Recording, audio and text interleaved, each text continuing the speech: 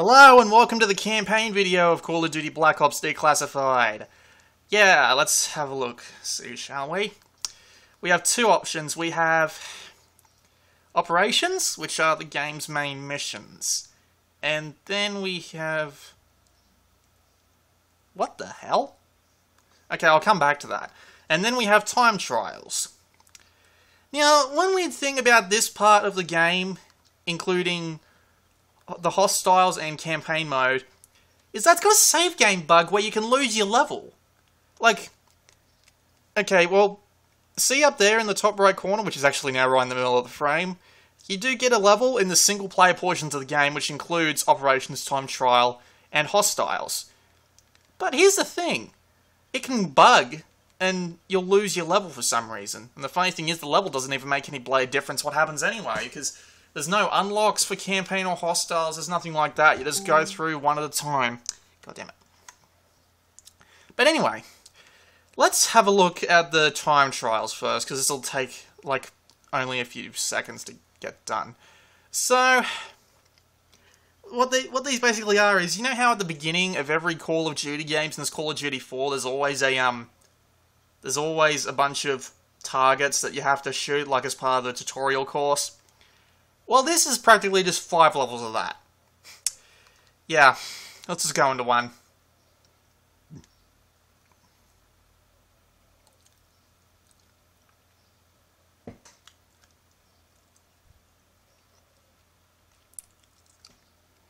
Yeah, a little bit of a problem. The game's loading times are a bit annoying, but if you have to restart, it's like a flicker of the screen, and then it's back into the mission. So it's like, it's good. If you need to repeat a mission, you can just do it over and over again, which you will need to do, which I'll come to later. Very long loading times. Alright. So, first opinions.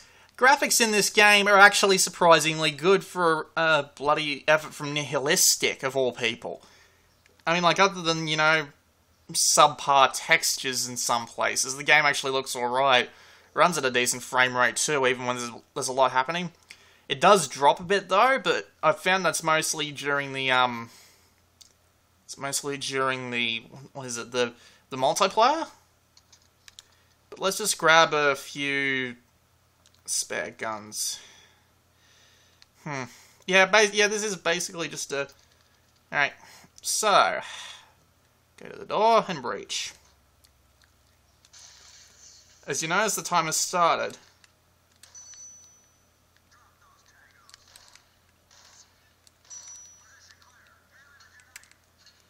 Yeah, mealing's done by tapping the screen. Don't shoot the civilians, I know.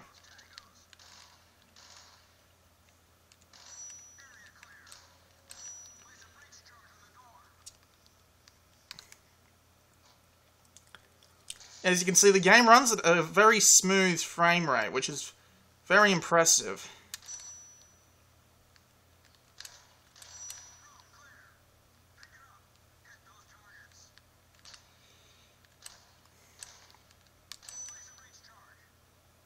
Yes, ma'am. Yeah, alright, yep, come on, move it on. Die, die, die, and die. Yeah, that's not my best time. It's a half decent one though, I guess. Oh, come on! I was right on top of it. Yeah, if I didn't shoot that one civilian. But anyway, at the end of every mission, or operation, or whatever you want to call it, you get up to 1 of 3 stars. In time trial mode, this is done by time, you know, like it was in the Spec Ops mode in Modern Warfare. If you get a good enough time, you get a high star level, and every civilian you shoot loses 1 star. But yeah, as you can see, all these courses go for under a minute, and they're actually kind of easy to beat, except for Tear Down This Wall, which is the tutorial mission. Yeah, Tear Down This Wall is a load of bullshit, because they designed the level really poorly, and you can get stuck in any one of several different places. But yeah, that's time trial, basically. It's just 5 cutout courses that you can get done really easily. Anyway, operations. This is the main part of the video, I guess. What we have here are 10 standalone missions. which basically, yeah, they each go for anywhere between, yeah, as you can see here, 1 minute 33 to 6 minutes or so. They can go for longer if you play on Veteran.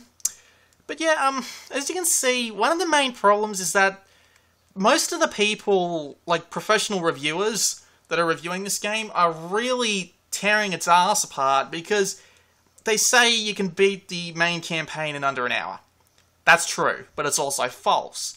Mainly because, yeah, I don't know what's going on with that leaderboard time, but yeah, they say you can beat it in an hour, which is true, but that's only if you run it all through on Recruit and then just ignore it, which is honestly really... It's a really stupid way to look at the game, because you can go back and play these on Hardened and Veteran, because it's only got 3 difficulty levels.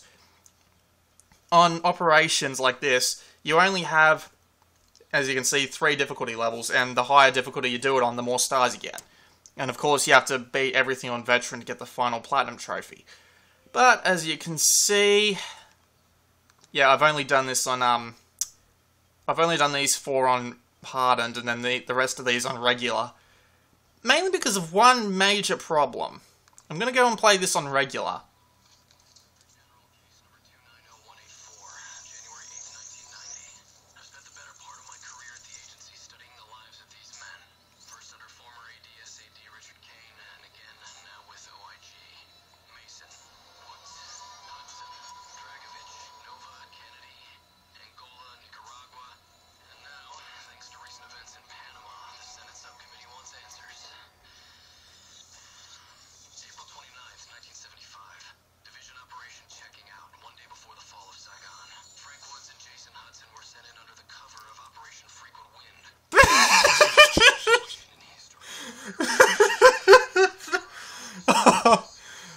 Oh god, I'm sorry, that's so childish.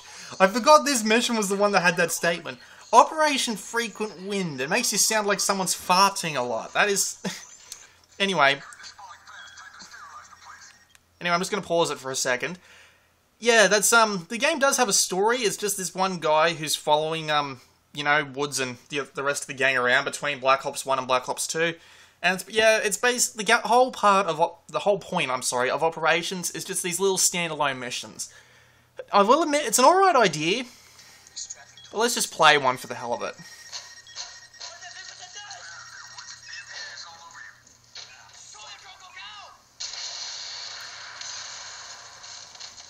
It still looks pretty good on the screen, I will admit. Ow. There we go. Alright, so, evacuate the safe house.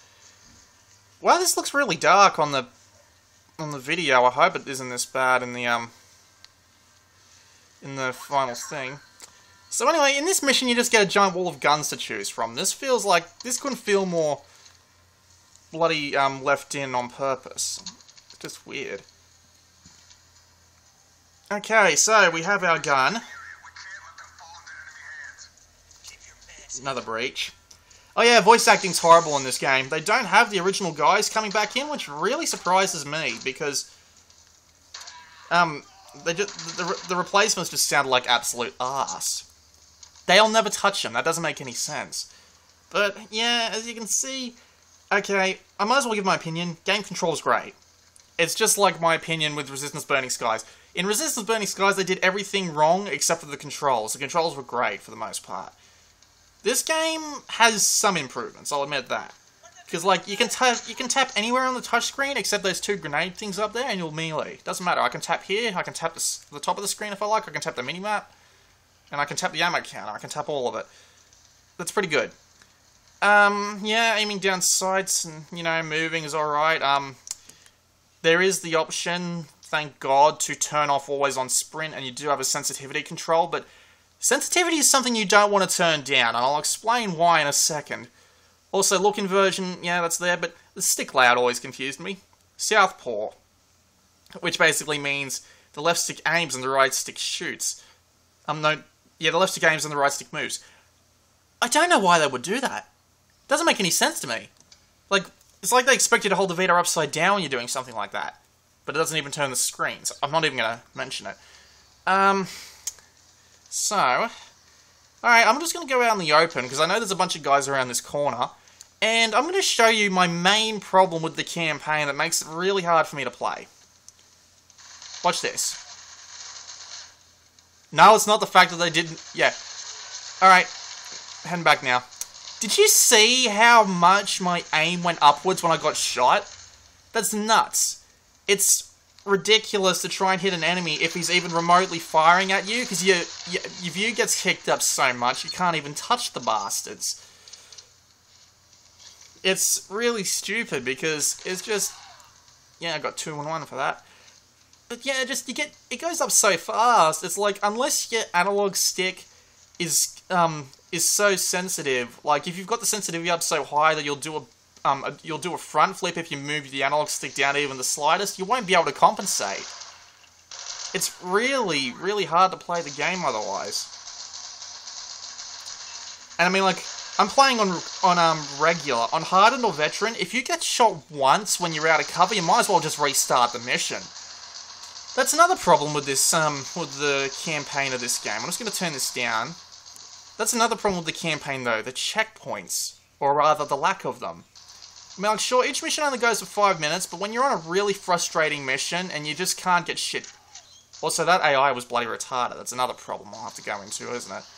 But yeah, basically, it just kind of sucks, because you could do a really big pain-in-the-ass mission, and the next thing you know, whoosh, you die at a really inconvenient part, and you just go right back to the beginning. Also, as you can see, the AI is pretty retarded as well. I mean, like, it can kill you if you let your guard down, but it does tend to shoot walls a lot. And this game has, like, no bullet penetration whatsoever. So you can't shoot through walls or anything like that.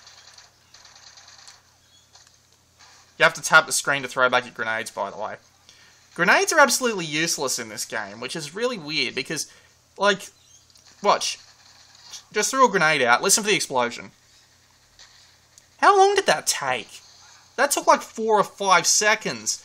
And it's the same in multiplayer too, so it's pretty much useless in competitive multiplayer to throw out a grenade unless you know someone's coming down that path and they're going to be there the second the grenade explodes. Also a notable... oh Christ. Also a notable problem. When you get hurt... Oh. Well, that was annoying. When you get hurt, your screen will go red, like you usually expect it to, but then it'll actually get less red the more you get hurt. Like, it goes up to a specific point, then you get more hurt, and then it gets less red. So it's like, you might think that you have enough HP just to make a mad dash for the next part of the mission, but no, it just doesn't happen. There's a lot of problems with this, but I mean, it runs quite well. It has, it has good frame rate, good controls. Story can't really follow, though. It's just a random bunch of things, although they did cover part of the part of the story of Black Ops 2 through this final mission here, but yeah, basically the campaign isn't really that good. It's a shame, really. Poor nihilistic. You can tell they were trying. There's a couple of things I would fix, though. I will run through one more mission after I'm done explaining, just so you don't get completely snuffed out on that part, but a couple of things I want changed. That kickback. Because, nothing's going to happen if you get kicked back that much when you just get shot once. Second thing, other than this time trial and the operations, there is no... Well, other than hostiles, this is basically the main single-player content. There's not much to really get you to come back. I imagine, like in the, what was it, the SOCOM Fireteam Bravo games, there was a pre-built mission generator which took maps from the game and just added random objectives to them in random positions, and you could play them for experience points and such. That was fun. I mean, like, it added some replayability. If you wanted to just jump in and shoot shit for an hour or so, there was no problem with doing that. But, yeah, just doesn't do it in this game, does it? Gonna play one more operation. What's a good one? This one will do. This one's a good one because it's nice and short.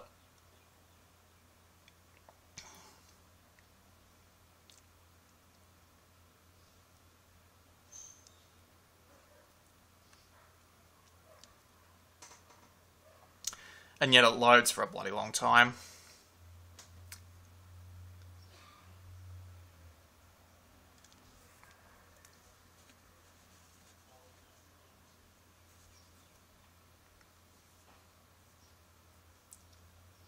Come on, it's been loading for 30 seconds.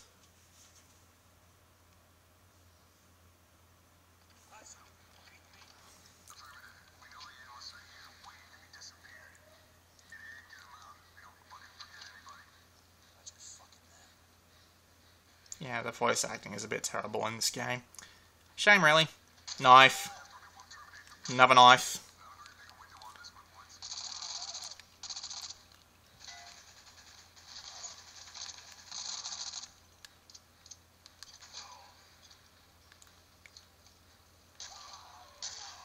Ow.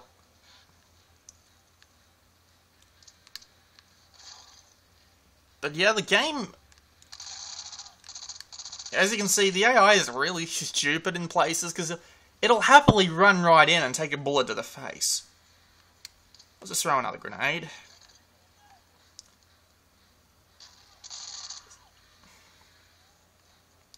Then again, I'll be able to show off the AI being a bit stupid in hostiles, which will be the next video after this.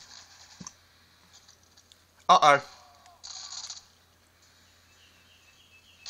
Whoa, that was close. See, just the AI was frozen there for a minute. I mean, like, it's less likely to do that when you're on the higher difficulty levels, but it's just weird. It's like, can't they get him to do something? Flashbang.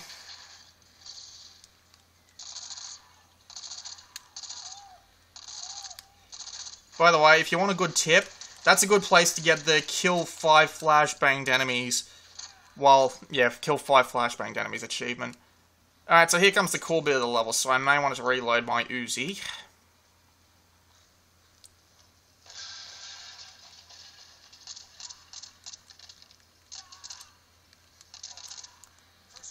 That's one group.